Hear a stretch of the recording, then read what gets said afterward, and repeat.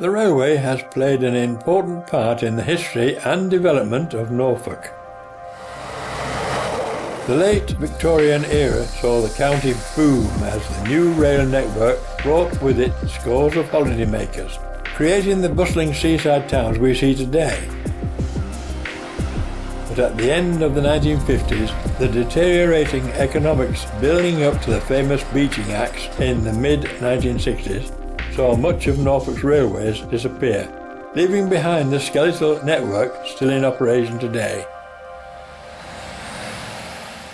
Following the closure of more than two-thirds of the county's railway stations and the dismantling of hundreds of miles of track, many areas served by the railways were left isolated and many stations were simply abandoned.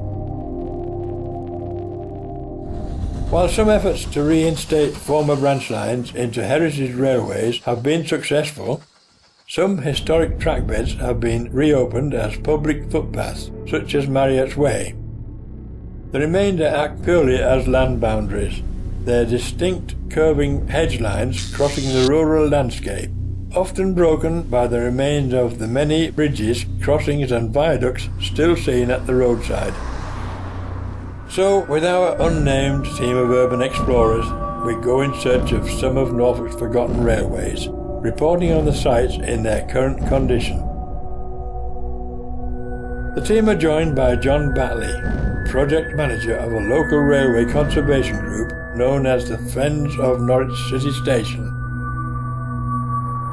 John meets the team at a bustling road junction near the centre of Norwich, the start of Marriott's Way and once home to the former Norwich City Station. Welcome to Norwich City Station. It's the terminus of the M&GN, built by the linen fakemen and opened in 1882. What you can see in front of you has been excavated by myself, project manager for Friends of Norwich City Station, and around about 2011 we decided that we would excavate the platform. What you can see here is the original brickwork for the arrivals platform, which would have been platform 1. And as you look along, you can quite clearly see the brickwork is in remarkable condition. If you take a closer look here, you can still see 3 sleepers which are still in situ and are the original sleepers from the platform, and they have also the bolt holes which held the chairs in place, which held the rails. City Station had 4 platforms, this being one of the longest, 660 feet. Platform 4 was 660 feet, and in the middle was platforms 2 and 3, which were around about 250 feet. Now, the 2 platforms in the middle were used for coach storage. After the station building suffered major bomb damage during the Second World War, the station operated from a number of temporary buildings until it closed to passengers in early 1959, remaining in use for freight until 1969. Not much grows on a track bed, because obviously there's ash dropped from locos, as you can see. Take another look along there, you can still see all these revetments which go as far as here. Looking to the ground here, we've uncovered a dolly shunt signal bearer. On that would be mounted a oil-fired paraffin lamp. Now, the paraffin lamp had a dolly shunt signal. This dolly shunt signal had a circular disc with a red line through it. Now, this platform does extend. We have excavated 160 feet so far. Last year we were told to stop digging, obviously, by the City Council. At the moment we are now forming a constitution so we can get back onto this site and clear into the trees, so a full platform is almost visible. But on top of the platform, what we'd like to do is plant a wild garden. Now, a wild garden would be good for wildlife, but also what we'd like to do is put some signage to say what was here. We'd like to put an M&GN bench in here, which would be nice as well. So it's a gateway for Marriott's Way as you come on to National Cycleway 1. Now, if you come with me, I'll show you the coal stage and also the engine shed. Okay? To the north of the station platforms was the former coal stage. In front of you here is the remains of the coal stage. Now, the coal stage was around about 70 feet long and around about 30 feet wide, and it had a track each side. The track nearest the river would bring in the wagons with the coal. The coal would then be brought onto the coal stage, And then to coal up the locos, they would use a hand crane.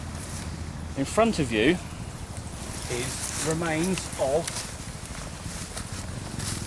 the mounting for the crane with its 4 studded bolts. The crane itself, again by hand, had a wheel on it. The train would be on the track, literally in front here. Coal would be placed into large buckets and then into the tender it goes. Unfortunately, it's overgrown, so we can't show you much more. There is a little bit more here, but due to the river, the coal stage is in a poor state of repair and the platform has gone in on itself. There is a few edging bricks either side, but due to the overgrowth we can see today, it's a little bit dangerous to walk in there, especially as the platform has sunken in.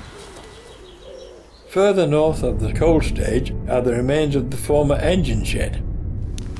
Last year, Norfolk County Council decided that there was asbestos within this, which you can see here. Now, on the April the 27th and 28th, 1942, City Station was a target for the Germans. We knew it was a target because they were radar guided here. The original shed was blast damaged, which meant the LNER had to rebuild the shed. And what you can see here is the 1944 shed with blue engineering brick. The shed was dismantled in 1975-76 and it was taken to Weybourne on the North Norfolk Railway where it now stands. The original superstructure went with it, so all we have left here, thanks to Norfolk County Council, we had the entire shed floor for us all to see, because around about last year this was all overgrown with trees. And I would like to say they didn't find any asbestos. Also still visible in the undergrowth are the remains of a 60-foot turntable. In 1932, as steam engines got bigger, the LNER decided that they would put in a second turntable at Norwich City Station. The first turntable being down by platform 1, which was around about 40 feet in diameter. Now, steam engines like the B12, D16 were slightly longer than 40 feet. So in 1932, a 60-foot vacuum-operated turntable was placed, believe it or not, here. Now if you look closely, this is the ash drop pit. Engines would be turned on the turntable, which would have been behind you here. Facing this way, they would have come on to the ash drop pit and had their ash dropped. The pit is round about 3 feet deep, and originally it had drain holes in it which would have gone to the river, which is around about 100 feet away from us as we speak. If you look closely, you can see where the rails were mounted on these bolts. This is the mount just before the turntable. You can quite clearly see where 3 sleepers were positioned. 1, 2, and 3, just here. So from this, the 60-foot turntable would have come out here. The team followed the line north, reaching the next station along the route, Hellesdon, where the original station building has been demolished. We stand on the track bed now, and the station house would have been there behind John, and it would have been a large pavilion style building built by Wilkinson Jarvis in 1882. They built the track coming into Norwich. So it was knocked down in the 70s. It was the premises of Anglian catering services and other various businesses before that, but it fell into disrepair and youths started getting in and drinking. So they decided in their great wisdom to demolish the station building, the bridge, and about a third of the platform. I can actually remember the station building actually being here. As a little lad, about 1974, my dad walked me along this track when the track was still in situ, and the actual building itself was in a bad state of repair. I can remember my dad doing a little chat on the wall. Yeah, Dad was here, Raymond was here, and also the bridge was still there. Then I remember the really distinctive bridge. I was only a toddler at the time, but I just remember the ornate little spandrels in the corner of it. They were made out of metal, weren't they? Yeah, they were lovely little things. Yeah, I can remember being on the station. Today, much of the station platform can still be seen to the north of the demolished station building. You get to about here and you can see the original 1882 platform wall. It's still actually got some tarmac on top. You come a bit further along And you can see the station nameboard posts, massive as they are, about 8 foot tall, sticking out of the ground. Replaced the wooden ones in early 20s, along with these fence posts and lamp holders. That one is dated 1923, I believe. And when we get to this point here is where the signal box was. Stood up there. But that was, it came out of use in the 20s, replaced by a ground frame a bit further down there, so they filled it in with newer brick, as you can see, in the 20s.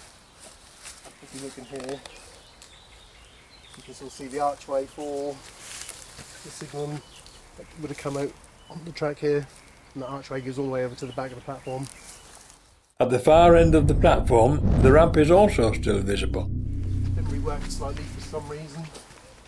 It's like taking a hit, who knows. See the end of the platform there. And the site here is actually quite wide, because there's the cattle platform over there, and the cattle lairage fields all the way over that way to the river, all the way over to Hellesdon Mill. And the track bed here, for some reason, all the way out to Gunton Lane is really wide. Only had one track. One track, that's right.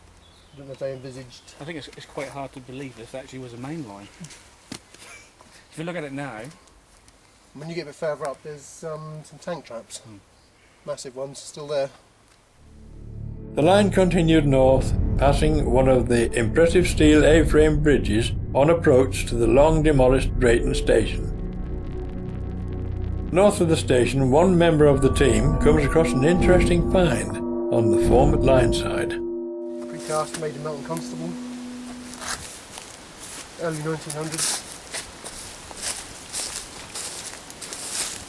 Photograph holder here, and it keeps going. Still got the signal mounting holes there. Me and Ethan dug this out a couple of weeks ago. So we've got an L in the R still written on here, which is a later item. You see when they updated the signal in the old M&GN style. Yeah, those little decorative caps out on top. That's long gone. Too big to move, so they just pushed them over, left them there. The team continue their journey north, calling in at the former Attlebridge station, now converted into a private residence, where the owner shows them some very interesting finds. There used to be long lengths in it, yeah, I would say. long length in panels. Yeah.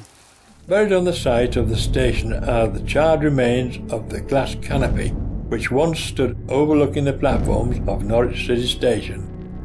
Badly bombed during late April in 1942, the remains were transported here, being the first available place outside the city. What treasures you come for? What do you just think what this glass went through in 1942? Bombs, look at the bits. And they've literally just come down here. Also sympathetically converted into a private residence is the former Lenwade station. Now in private hands, unfortunately has a screen around it, but you can quite clearly see the original platform with the original building. The station itself was in use up until 1982. The reason for this is because of the company M&GN Building Products, which made prefab concrete, which about half a mile up the line towards Norwich. The former concrete works is located to the south of Lenwade station, and in its heyday used to supply prefabricated concrete products for use in the construction industry. Today the area is still home to industrial activity, but although the railway left Lenwade almost 30 years ago, some interesting items remain.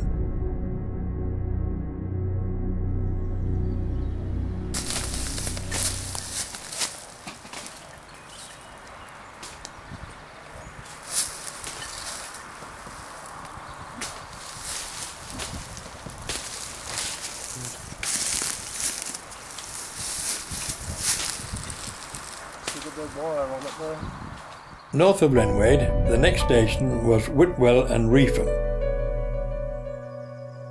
Now beautifully restored after years of dereliction and decay. The station is home to the Whitwell and Reefham Railway, which sees trains operating on a small section of line leading south from the former goods yard. The station building now houses a buffet, library and souvenir shop. At the end of the platform, the station's tall signal box has been completely reconstructed. The team meet Dan Knight, who invites them to take a closer look.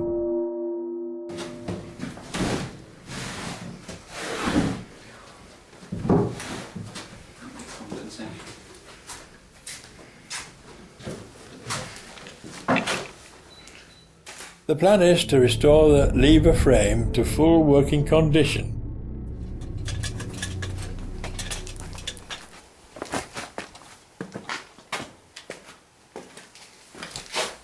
This is the original arch, and the rods have gone out through platform wall and onto the track bed. Attached to the levers up there. North of Whitwell station, the embankment has recently been closed to the public due to the destructive activity of badgers. At Themmelthorpe, the line once crossed the former Great Eastern Railway line from County School Station to Wroxham.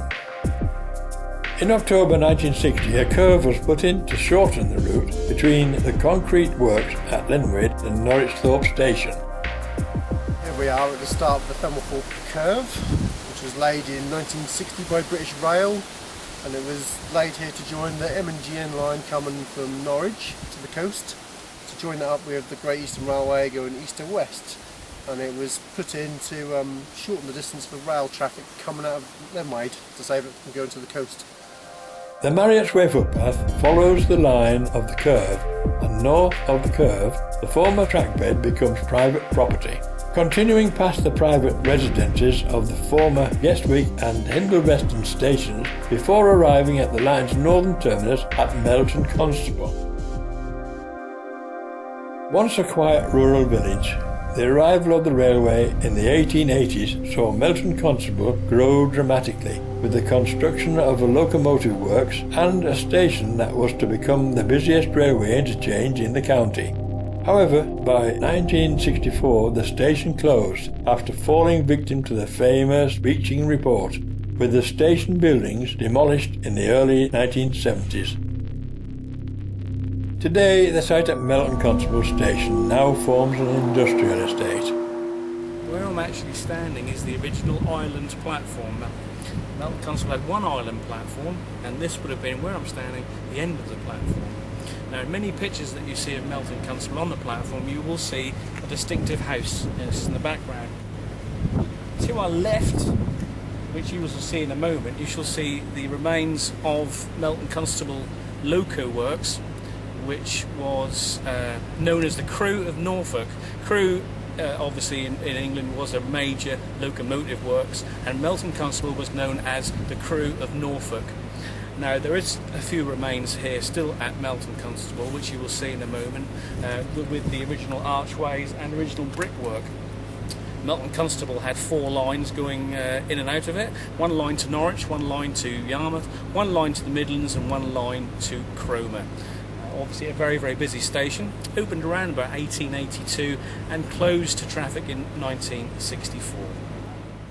While the station itself has long been demolished, many buildings from the associated locomotive and concrete works remain, including the steel water tower.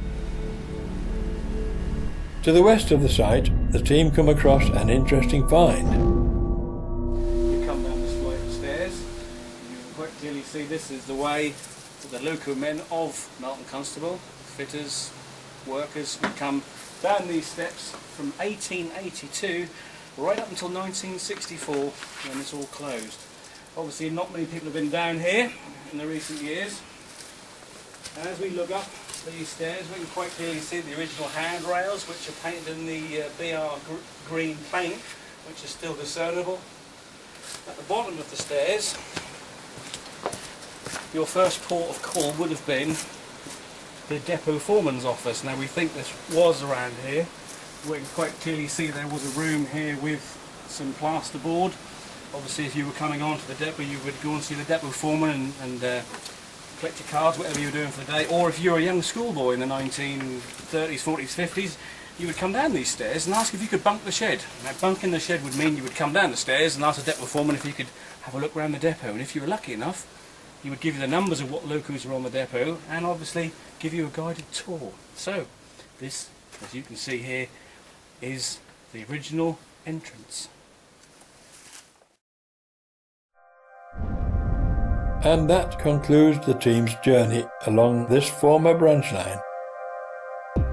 While it is unlikely that the railway will ever return to the majority of the line, it's nice to see that the formation of enthusiastic groups and individuals are keen to preserve their local railway heritage. The recently reinstated crossing gates at Attlebridge Station, the formation of the Reefham and Whitwell Railway, and the excavation work undertaken by the Friends of Norwich City Station all help to keep Norfolk's railway heritage alive, reminding us of the golden age of the railway in Norfolk.